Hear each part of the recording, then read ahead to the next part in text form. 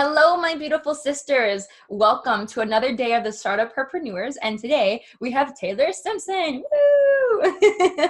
She's an amazing expert of the power of the subconscious mind. So imagine like you, and she's all about limiting beliefs. Today in particular, she's going to talk about her story and how she got from having an Instagram that was talking about health to having a dedicated community of Instagram followers, that now she's become this coach and this amazing person that's like moving on in life and a social media influencer. So I'm happy to have her on here today.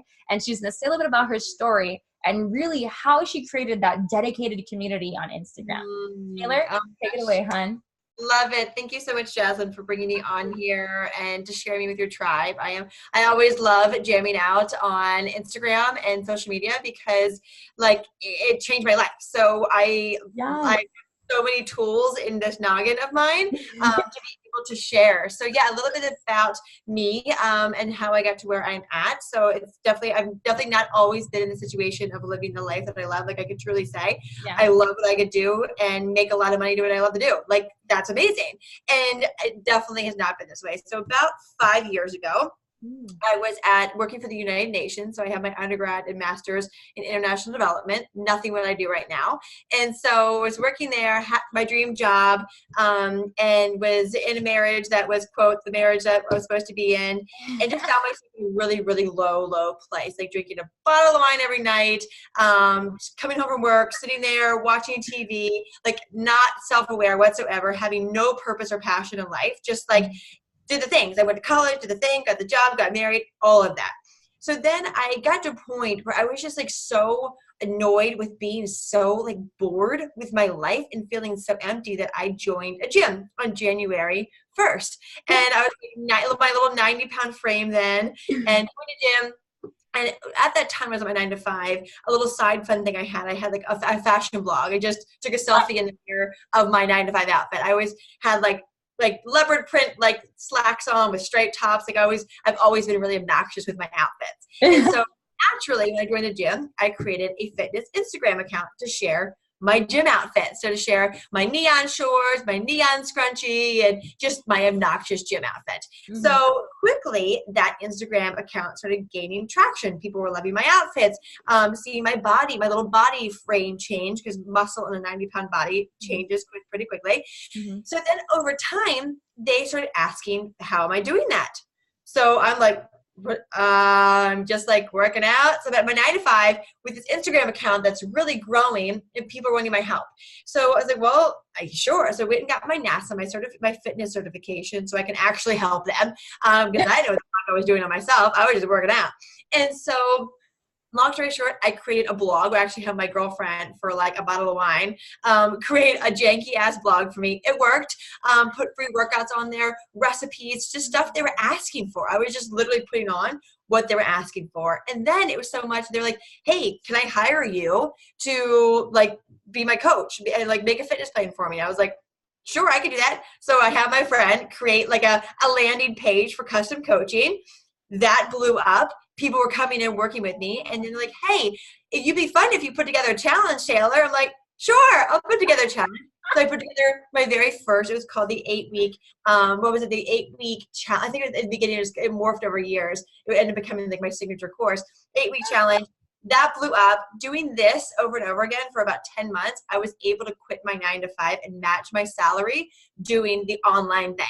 And so I dove in, like quit my job, dove in head first, and just gave this like passion of mine my all, and it just becoming more and more successful. I was able to serve more women and hold meetups here in Washington, D.C., and I did like a happiness tour, went to different cities and met with my followers there. And so again, this is all because I just did what felt good and was fun to me, literally sharing my outfits and just serving my community with what they wanted. So then over time, people were getting their physical results, but their minds, they still weren't happy. They still were lacking confidence. They hated their body. And I was like, okay. And at that time, I was doing a lot of self-development work, ended up discovering who I was, getting out of a toxic relationship, marriage. And so making really big shifts in my life. And so naturally, because I've been working so much on law of attraction, mindset work, so the subconscious mind, I'm like a total nerd when it comes to the brain, and really just devoting being the best version I possibly can of myself every day. So I was like, yeah, I could totally make a mindfulness program. So I added mind into the Mind and Body 8-week challenge, which ended up becoming my thing. And so did that for a while. And then over the past 2 years now, probably two and a half years now, I've completely, Tailored Fitness is now self-run, and I'm now full-time what I do now, because people were like, can you teach me how to build an online business? I see you've created what you've created. Help. So I was like, sure, I could totally recreate what I've created 10 times over. And so yeah, Tailored Fitness, that's like, it's full run, self-run. And now what I do is mindfulness and business coaching. So I help people with their money mindset, really understanding the power of their subconscious mind and using science to transform their lives and their businesses and the way they think about themselves, and then helping people build online businesses. So it's really just, it's morphed over the past couple of years. And the amazing thing is I still have people who used to follow my fashion blog, No way. 9 to 5 clients now. Like, that's crazy. It's unbelievable. They've been with me through divorces, remarried, and now with my soulmate moving. They've been through it all with me. And so it's really cool to be able to have that tribe that I can literally rely on being able to serve every single day. And I wouldn't have been able to done that if I didn't just go with what felt good to me. Wow, that's so crazy. So you started off with a fashion blog, and then you got into Instagram. Why did you choose Instagram out of all the other social media platforms that you could have possibly chosen? Yeah. So for me, I love Instagram because it's storytelling and I love to talk a lot. So it allows me to, it allows me to share my day. It allows me to share a workout video at that time, or an outfit post, whatever that was. So it allowed me to be a little more quick with it, versus I used to do Snapchat when Snapchat was like a thing. And, it's no longer a thing. And so in Facebook, you can't be on storytelling because you post and then it goes away. They have the Facebook story, but no one uses that. So it's Instagram so I can storytell and share my day with my community. Ah, interesting. So what are some, first off, how often do you post? Yeah, so I post once a day. So okay. I used to post probably like back in my fitness time, like 3 times a day. But that's not a thing anymore. So definitely once a day. Sometimes I go, 2 days if it's the weekend and I just literally forget. But I try my best once a day for sure. So you create something new every single day, literally from that day. You don't do it like 30 days in advance. You don't do any of that? Nope, I do it. I usually create like the captioning of the day of, like in the morning when I'm feeling motivated, or maybe if I have time, like if I'm flying, I've been doing a lot of travel lately. So on the plane, I actually wrote out like 5 captions. I don't know if I'll use them, but like they felt good and I wrote them. So sometimes when inspiration hits, I'll write it down, but half the time I kind of wait for the day of to feel, but yeah, I am pumping out content every single day. And it's just a part of my life. Like I'm so used to it that it's never like hard. And that's a post. So do you also do Instagram story or the Instagram TVs? Like there's so much Instagram. It's crazy. I'm not even sure like where to start sometimes. Yeah, so Instagram story for sure, because that's like the ultimate storytelling. So I am like, if anyone can follow me, I'm on Instagram story from morning until night. I'm not sharing, it's not like a 5-hour story. It's probably like a total of 2 minutes. But I share a snippet of pretty much a day in the life of. So when I get up and go walk my dog, or when I have my coffee, to a motivational post, I do a lot of 45-second to a minute motivational piece in the middle of the day, kind of like a pick me up for people. I share what I eat. So yeah, I write captions on that. I use GIFs. Every single one of my IG stories is very engaging, and it's entertaining. That's my goal, is my IG to be valuable, but also entertaining. And I'm obnoxious and eat like a child. So I'm just, those two are entertaining. So for people that use Instagram story, how do you start off using Instagram? So literally you just start taking random pictures of your day? Yeah. So with Instagram stories specifically, people tend to overthink it. Don't overthink it. Instagram stories is fun. As long as you're making them engaging, it doesn't matter. So here's the difference between a picture, if I were just to take a picture of my mug, like in this, and post it, I would see that and be like, cool mug, dude. Like, but how funny would that be if you post a picture of a mug with a unicorn gif dancing on it, with the brand of the coffee you use tagged, the brand of the mug you use tagged, maybe the time of the day, the weather that's outside, and like a sunshine gif dancing up in the corner. That's entertaining and that's fun. So it's really making sure that each one you do, so people that are starting off, like, just start with your coffee and make it fun. And then, if you're walking your dog, take a selfie of you and your dog and put a bunch of GIFs on it, or like write a caption like out for a walk with my dog. It's just making each simple story fun for people to watch. Like I rarely watch other people's IG stories, but the people I do have nothing to do with my niche, and they're just really fucking entertaining. They're probably not even funny, but like they put like borders on their thing, and they put GIFs, and they're like smart asses. So it's like, it's allowing yourself to tap into that entertainment feature and knowing that people want to watch fun versus that. So don't overthink it. Just make a simple post fun. That's interesting. So do you get most of your sales and people getting into your coaching from your Instagram? Yeah, my Instagram and my podcast. So between those two, my Instagram, my podcast. But I mean, mainly probably 80% of my courses are sold on Instagram easily. And then my podcast, usually the higher paid one-on-one, they hear a little more in depth about like what I represent and what I bring, because I'm a little more serious on my podcast sometimes. And so they feel that depth. But 100. I've never run an ad. I get literally everything on Instagram. Wow. So how do you, because you said you're very playful and you're just showing off your day. So how do you go from that to selling a course? How does that work? Yeah. So, and naturally, another thing, don't overthink it. So I love to reverse engineer. So if I'm actually in the middle right now. Next week I'm in the middle of pre-launching right now. Next week I'm launching a course. And what I do is I think of the end result, which is the ask for the course and the IG story. And I work backwards. I think, okay, what is a challenge that my ideal client that is going to take this course, what is she currently facing? What is she currently sitting with? And I'll call her out for it. Like, I'll be like, hey, for example, my money course, are you struggling with making more money? Are you stressed out about money? Do you overthink, about money too much than you care about?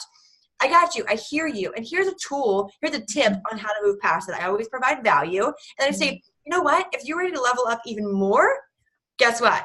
My blah, blah, blah is now open, swipe up. So I work backwards versus just popping on and being like, hey guys, I have this course that's for sale, swipe up, join it. Like, that's so like 1990, and that's going to be like, people smell that shit real fast. Yeah. So if you provide value and just let them, like, my recommendation is just, people want to be seen and heard. So if you can see them and hear them and understand what their problems are and give them a solution without doing this weird salesy dance in between, you should be able to sell like that, because it's not selling. It's just, hey, I got this thing that's going to change your fucking life. Like, swipe up. So it's really just making it a natural conversation. That's amazing. That's definitely very useful. Do you use and then you create this amazing caption that and that's also an IG story, like the daily pickup thing that you said, right? Yeah. So I do an IG story, and then my captions on my IG feed. Cool. And then what do you do for the actual post for that course? Is it just sometimes I make an image on Canva. Like, I'll have my team make up a fun, like, with the name of the course on it, or I just literally put swipe up with me talking on it on there. So again, nothing like fancy, just something on Canva or me talking about it. Just keeping it, like, the more basic we are with selling things, the less people think it's salesy and the more they'll buy. And what about if you have Instagram hashtags? So there's 30 hashtags that you can use. So how do you choose them? Is that another thing that's just just don't worry about it, just put it on whatever you think? Or yeah, so this is actually something that I take all of my clients through, because it is really, really important. At first, they're always like, I have to look up hashtags, and then later they're like, oh my God, thank you, this is gold. So this is something that, actually I just showed I showed one of my business groups that I run. I showed them a screenshot of my insights. I had over, 3,500 people find me or come to my page, not necessarily follow me right away, through hashtags. 3,500 people found one photo through hashtags. So they're for realsies. Yeah, so it's really, so what I do, I personally don't exactly do this process anymore, but this is something I have all my like first time clients who are just starting off a business. This is what I'll share this. But each day of the week they have a theme. So Sunday's a certain theme, Monday's motivational Monday, Tuesdays a vulnerable post, Wednesdays a workout video, whatever that is. And then the hashtags, they put that in an Excel document. So Sunday theme, Monday theme. And underneath, they put a bunch of hashtags that are in alignment with that theme. That way, the algorithm knows that if it's a quote and you're putting hashtag, healthy eating, it knows it's not a food post, it's a quote post. And it will ding you if you actually put hashtags that don't match the photo because it looks spammy. So yes, having a themed hashtag for your themed photo or the message behind it really does matter. And you don't want to use anything generic like hashtag fitness, hashtag happy. Millions of posts in there. The second you post, gone. Like no one will ever see it. So it's making sure, my recommendation, again, this is something I walk my people through, is if it's over 5,000 and under 800,000, use it. But if it's under 5,000 or over 800, it's not worth it. So it's really getting into a practice of, okay, which hashtags are too big, which ones are too niche down, and which one's that happy medium. So yeah, finding the hashtags for your theme day to get you started is a good place to begin.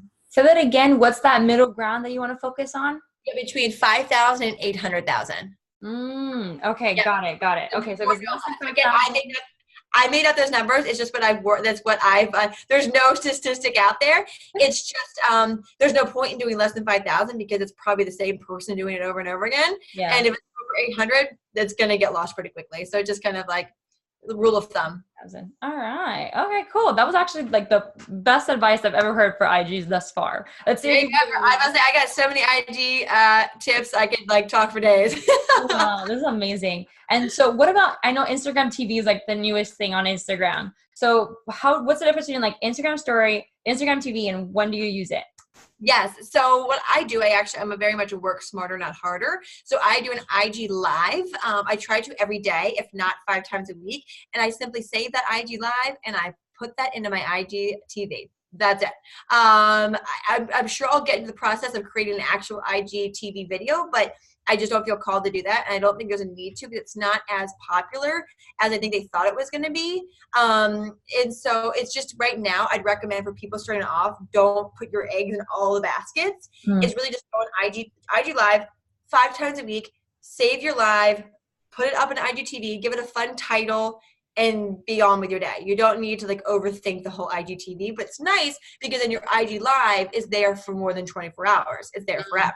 So that's the beauty about turning your IG live that could have been like a killer live and you're like, it's going to be gone in 24 hours. You can save it in your IGTV. Okay. And then you do that every day. You said 5 times a day. I try to, yeah. And my goal is every day. If that doesn't happen, usually on the weekends. That's why it's usually 5 times a week. Cool. So what am I missing? How do you create your bio for like that? That's one of the most important things, right? Yeah, absolutely. Yeah, so it's really using that bold part where your name is, not your handle, but your name, and putting keywords in there that represent what you do. So you wouldn't actually put your name in there because if someone were to type in like money mindset, your name's not going to come up and no one's going to be searching your name unless you're like super famous. So mine is money mindset. What else? Sometimes I play around with it. Don't do that. Sometimes I change it like every week just to test it because I'm my own test bunny, but just put keywords in there. So if you are a macro coach, like nutrition coach, but if you're specific, like a female nutrition coach, put that in there. So really make use that bolded part. And then in your bio, getting straight to the point. Do you have a podcast? Put it there. Podcast. Who do you serve? I help women. Mine right now is I help women dissolve their limiting beliefs and step into their abundance. And I have some emojis with like money signs and star signs. To the point. Some people make a story out of their bio. No one reads a story. Right to the point. What do you have? Who do you serve? How do you serve them? And how means what links do you have, which leads into Linktree. I use Linktree. All that is under there. So who are you? Who do you serve? how do you serve them should be your guideline for creating that bio. And then making sure that you, oh, hello, make sure, has a creepy arm, making sure, that was funny, real life, making sure that you have something pointing down to the link to like a little emoji with like a finger pointing down saying like free shit in here or something like that. But that's a way to just clearly to the point, make your bio stand out.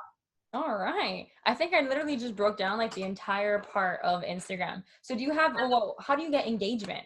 I know that's So for engagement, another little tip I love like giving like all my good shit. Another thing I take my one-on-one clients through is the 10-minute before and 10-minute after rule. So before they post, engaging through a hashtag that they're going to be using on that themed post for 10 minutes before they post. Real engagement, no like great job, look great, like actual sentences and relationship building engagement on people in those hashtags. Post their picture, 10 minutes again with another hashtag. So that allows people who are using that hashtag or looking under the hashtag to come across your page and they're like, oh my God, I love that too. And you're like, yeah, I know. That's why I use the hashtag because that's why, right? So it's a circle, it's a cycle, but it's like not in a cheesy way. It's like, you're actually going out of your way to create a relationship with this person knowing that they're going to benefit from the value that you bring. So it's just this natural, beautiful cycle when you do that 10 minutes before and 10 minutes after engagement. And I do not believe in sitting around and engaging on Instagram for an hour. Like if someone is on engaging for more than 30 minutes, it's a waste of time because that means you're not being smart with your time. So I really recommend that 10 minutes before and 10 minutes after and being so intentional with it versus just like catching up on your friends from middle school. Like that's not going to do you any good or them any good because you're not providing cold traffic, new people who are ready to find you value.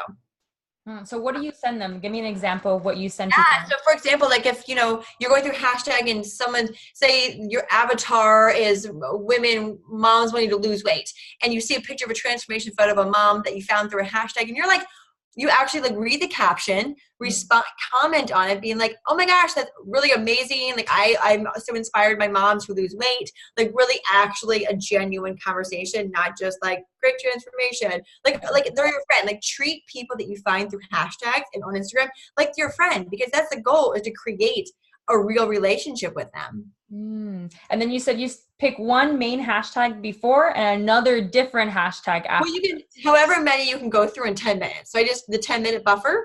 If you want to, go through 3 hashtags, go for it. It doesn't make a difference. It's all about just engaging, but it just makes it a little more intentional having like, versus like going randomly through the Explore feed, having a hashtag or 2 to go through is going to allow you to be more intentional. Is there like a website or anything like that that helps you pick what hashtags to choose? I don't. It's just like brainstorming. Like it's just like thinking, what would my avatar be looking through? There are like hashtag generators, but they're like random, and I would not like. Your avatar more than a website does. So do you use all 30 hashtags, or do you do like 1, 2, maybe 5? Like 15, no more than 15, because I hear that you get dinged if you use all 30. Oh, did not know that was a thing. I don't know the fact, but I actually had a girl in my one of my business the groups. She like posted an article and she was like, "Everyone, stop using 30 hashtags." So we always try to find like what's going on together. But I don't know if it's true. But we just if we read it, let's just bring it back down to 15. Like why not? So okay, cool. 15 it is. Good to know. All right, what am I missing? Am I missing anything from the top of your head? Any tips or techniques that Instagram is just like amazing with?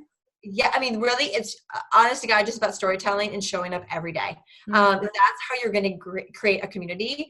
100%. It's just by showing up every day, being yourself, providing value. Like you can have all the hacks in the world, but if you're not showing up and bringing value, no one's going to follow. Do you recommend, you said recommending like doing your own thing. So I know a lot of people like get like a daily quote from somebody else and they just post it again. Does that work? I mean, I guess you can, like why not? But I love to kind of create my own quotes and my own like Twitter captions and that kind of stuff. But if you can't think of anything, it doesn't hurt to repost. At least you're doing something. Yeah, there you go. Yeah. And then what about I just thought about this when you tag like a person right? Do you ever use that as kind of like a little advantage, like tagging people or big people or anything like that? Does that help? No, that actually drives me bonkers when people tag me in pictures. So I actually recommend not doing that because it actually doesn't get their attention. I understand the motive behind it, but in today's like just fast feeds and just quickness, people don't notice it like we think they do. I know I used to do that, and I was like, why am I doing this? Because it's not like I could just reach out to them. Like if you want someone's attention, just reach out to them. So I would just for like I don't know, value purposes, I wouldn't recommend doing that. All right, cool. I'm glad I asked for that then. All right, perfect. So you gave us a lot, right? You gave us Instagram bio, Instagram posts, Instagram everything. I can't even go through it all. So what is one action step that if they just did one thing today when it comes to Instagram, it would like definitely work or be better for them in general? Oh my gosh. I would actually, you know what? One more tip comes to mind, and this is actually their action tip.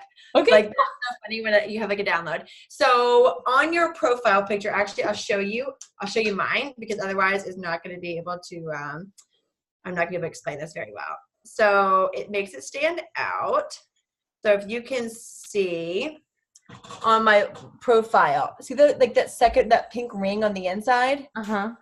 Okay, so that pink ring, the outside is obviously for an Instagram Live. I did an Instagram Live. But that pink ring, I put that on there in Canva. So it makes it look like there's something special about my account. So more people watch my Instagram stories because they're like, oh, well, she's got this pink ring around her thing. She must be special. So that's my biggest tip that you can do right now is go and put either a purple or a blue smaller ring around your photo, which anyone can do pretty quickly, and you will have and then show up obviously on your Instagram stories, or so other people are going to come to your Instagram stories and be like, she's not even on here, like why does she have a special ring? So put the ring on and then show up on your Instagram stories by just having fun. That's kind of 2 action steps, but huge difference in your views. Okay, does it have to be pink, blue? No, I just do pink. Does it matter what color? I mean, I wouldn't recommend doing yellow because it kind of blends in with I would do blue, purple, pink, like darker colors. But yeah, you don't want to do lime green or yellow because then it looks photoshopped. You want to kind of make it look like it matches like the ring from the Instagram Live. I like it. That's a really good tip. I've never heard that. Yeah, I just thought, I was like, wait a minute, that's a good one because anyone can. Yeah, I shared that. So funny. I spoke at a Mary Kay event a couple weeks ago, and I shared that tip. And then within like the next day, I had people DMing me from the event, and they all had the rings around their photos. That's so you're making a difference. I love it. Thank you for that. All right, perfect. So the very last thing I want to talk about is what free gift do you have to offer them to maybe help them along their Instagram time period and creating that dedicated community? Yes, absolutely. So when it comes to creating a dedicated Instagram, you're obviously wanting to create a business out of it. And when we are creating a business from an online space, no matter if it's Facebook, on Instagram, anywhere, if we're wanting to convert that community into paying clients, we have to have a good relationship with money in order to do that. Or else we're going to think, oh my gosh, no one's going to buy my stuff. I'm not going to make any money. Or then when you do make the money, you're like, okay, how am I going to make more money, right? So actually having a good money mindset when you are even just starting off is going to be such a game changer before you continue to grow. Because if you continue to grow, but your money mindset isn't right, you'll hit plateaus and then you'll wonder why you're blocking abundance from coming into your life. So I have a free guide that's probably one of my favorite freebies I've ever made just because the people's responses from it have been like unbelievable. It's like one of those freebies where everyone's like, oh my God, that was free, that kind of freebie. And I'm not even just saying that because it's like it's amazing. And so it's called the 5 Tools to Improve Your Money Mindset. And it's like a journaling. It's like a downloadable, printed off, write on it, really get engaged with it. And you can get that at thetaylorssimpson.com/money. So thetaylorssimpson.com/money. And you'll get it right away. And it's such a good place to be able to understand just the energetic flow of money and why you're creating the online business. Having that partner together is going to be such a game changer. Amazing beyond compare. Thank you, Taylor. This has been an amazing interview, and I have appreciated your time completely. This is above and beyond. Thank you. Love it. Thank you so much for having me on. I truly appreciate being a part of this. Like I am very, very grateful that I can share share this value and tools with your community. So thank you. Thank you. And I'm excited to also share community and move forward together. So thank you, Yes. Taylor. And ladies, I will see you tomorrow. Mwah. Love it.